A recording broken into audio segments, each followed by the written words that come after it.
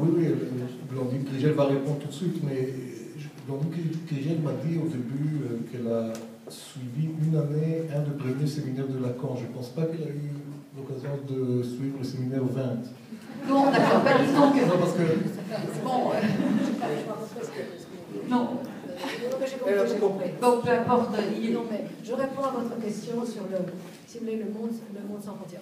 Il est vrai que, c'est ce que Hegel aurait appelé la ruse de la raison, n'est-ce pas? Nous sommes dans un monde mondialisé.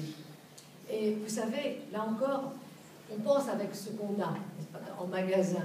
Et ce que nous avons en magasin, nous, Européens, encore une fois, c'est ce qu'on a pensé déjà au XVIIIe siècle sur la mondialisation. Et je reviens donc à Kant. Kant disait, la mondialisation est inévitable, il ne l'appelait pas comme ça, parce que pour une raison très simple, disait-il, de nature, la Terre est ronde. Quand les hommes auront envahi toute la Terre, quand leurs communications les auront mis les uns et les autres tous en rapport, eh bien, il y aura un monde globalisé. C'est ce monde dans lequel nous sommes.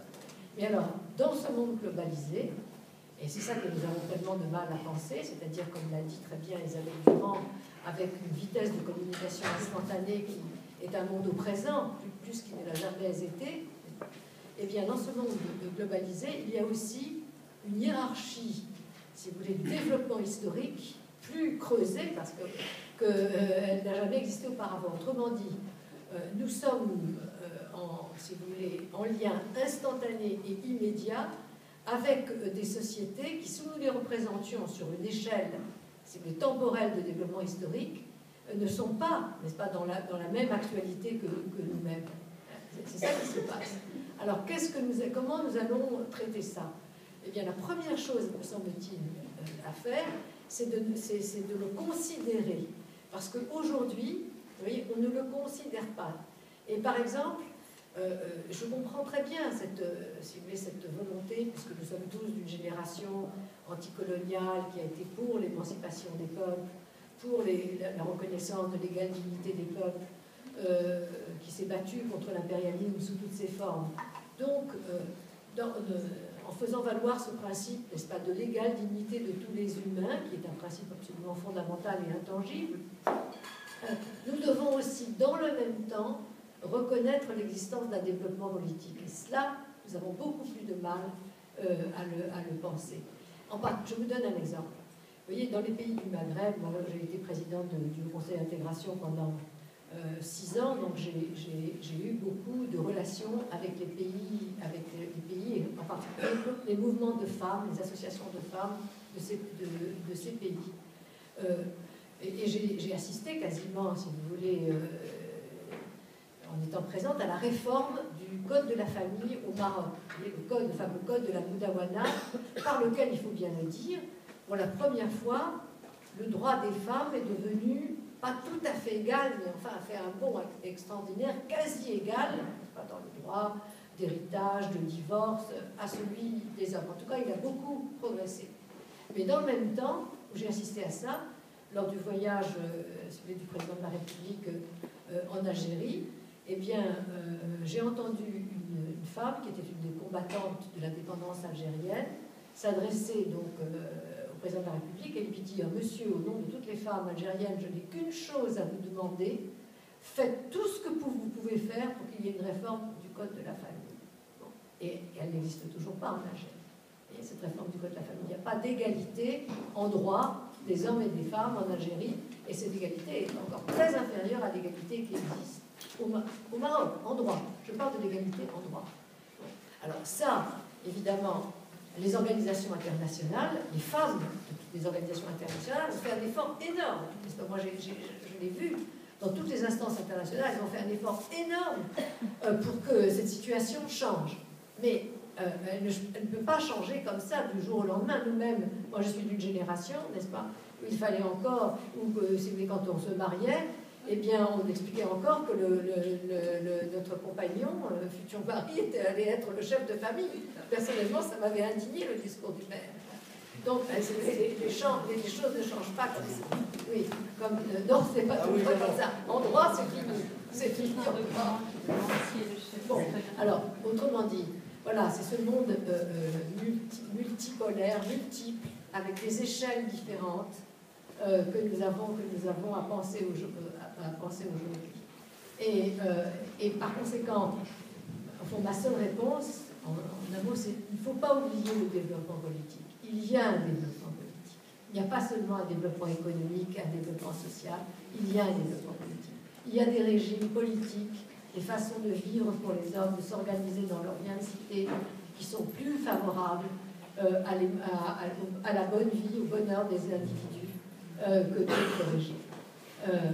Et ça doit être pensé en même temps que l'égale dignité des peuples.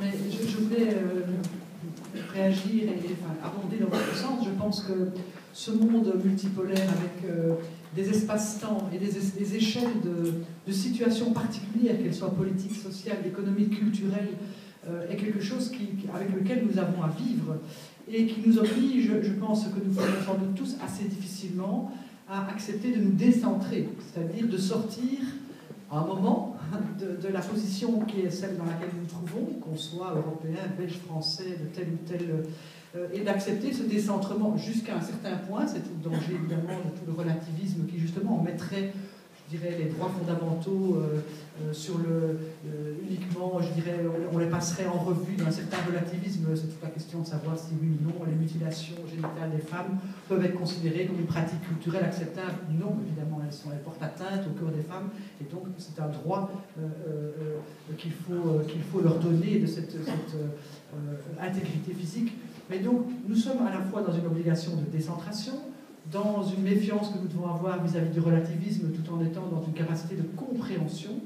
Nous devons être conscients que même l'instauration d'un régime démocratique parlementaire n'est pas non plus la garantie de l'application d'un état de droit, et Dieu sait si, pas loin de chez nous, et même parfois d'ailleurs pour certains aspects chez nous, il y a un hiatus énorme entre la démocratie formelle et l'application de l'état de droit d'une part, et l'application de l'état tout court d'ailleurs, avec ce que l'État doit à ses citoyens en termes de services au public, en termes d'accès à la santé, à l'école, etc., etc. Et donc on voit bien à quel point, pour ne citer que ce continent-là, l'Afrique souffre de façon terrible et durable, hélas, à quelques rares exceptions près, d'un hiatus énorme entre des régimes électoraux démocratiques et la façon dont l'état de droit s'applique à l'ensemble des citoyens sur ces mêmes territoires, avec un niveau de pauvreté qui est absolument indécent, inacceptable. Et donc c'est toute la question des objectifs du millénaire, etc., etc. Donc je termine en disant que je pense que, et je fais le vœu, que réellement nous puissions porter, même dans ces moments assez inquiétants au niveau de la construction européenne, que nous puissions éviter de jeter le bébé avec l'eau du bain, y compris chez les progressistes, chez les gens qui sont des Européens convaincus. Il commence à y avoir des doutes. La crise que nous vivons a mis en danger, parfois même pour certains, l'idée européenne. Et je trouve que toute la question sur l'identité, pour moi, est une question absolument centrale qu'on va devoir poser.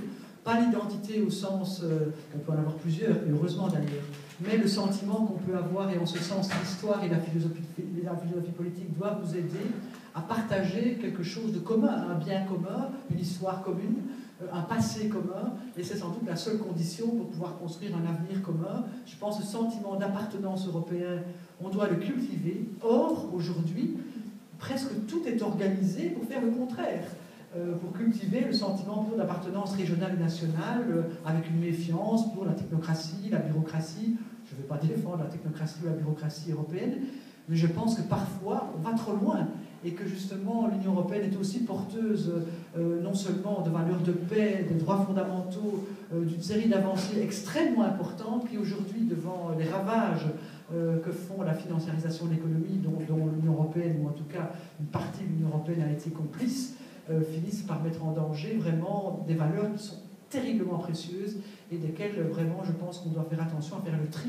On a dit tantôt le tri entre le degré et la nature, le tri aussi entre des dérives graves contre lesquelles il faut lutter, et ça c'est le pluralisme démocratique et chacun a son point de vue sur la question, mais l'attention à avoir, à ne pas mettre en danger ce qu'on a sans doute fait de meilleur ces 100 dernières années. Alors c'est vrai que 100 ans à l'échelle de ce que nous venons de discuter, c'est pas beaucoup.